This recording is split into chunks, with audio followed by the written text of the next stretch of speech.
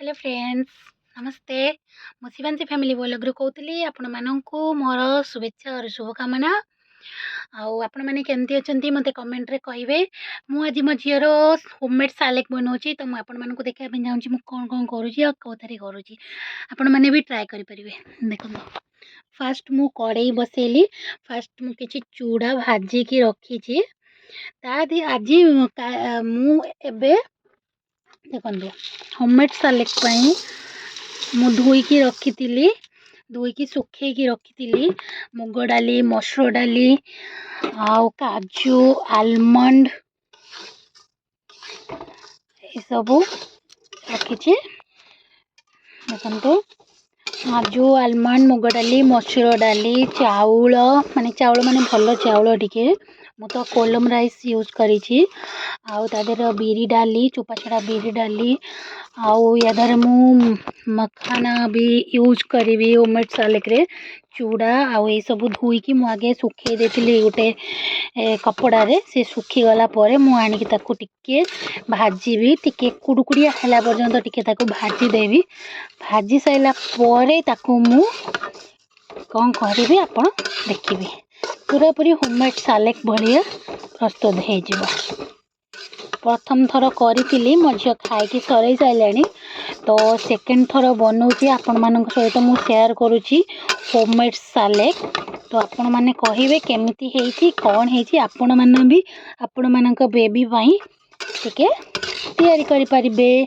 किछि नहीं रेसिपी पूरा क्लियर मुग डाली मसूर डाली बिरी डाली हरड़ डाली आउ चाउल काजू आलमंड आपण मानक देखा भी जाऊथो सब कौन कौन पकई मखाना पकेबी चूड़ा भी पकेबी। तो आपण मैंने देखु आउ मुझे होममेड सालेक बनाऊँगी आपण बनई आप छुआ मानक दे पारे। ये भी हेल्दी किसी असुविधा ना छुआर भी डाइजेस्ट भी भल हम। तो देखो कौन करवा देखिए भी थोड़ा मैंने फ्राई कर लिया है धीमी आंच में। पहले मैं चूड़ा ग्राइंडिंग कर दवा चूड़ा को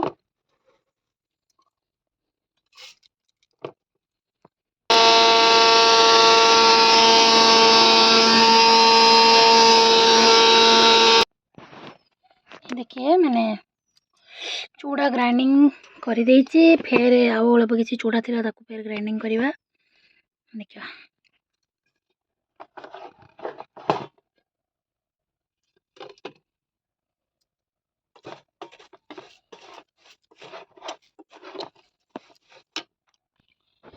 मेरा यही सब हो गला भाजिकी एबे मखाना को भाजी दबा टिके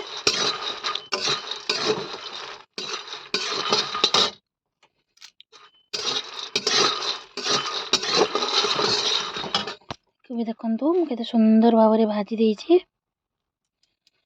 चूड़ा भी मोर ग्राइंडिंग हो जाइए।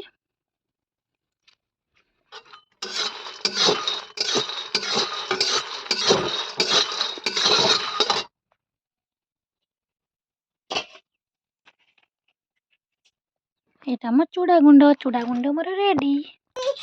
ये देख मो झी दुष्ट हो तार सालेक बनाऊँ मो पाक आसापी से कौन हो कौन है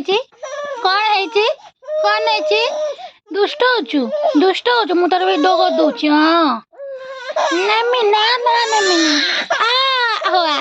हो मुझे गोटे नम बाघ हो रेकर्डिंग कर तार बाघ हो तू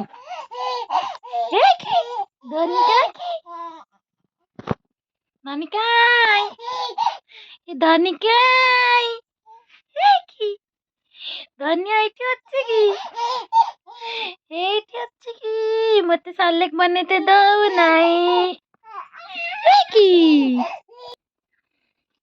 ठीक तो मामुरू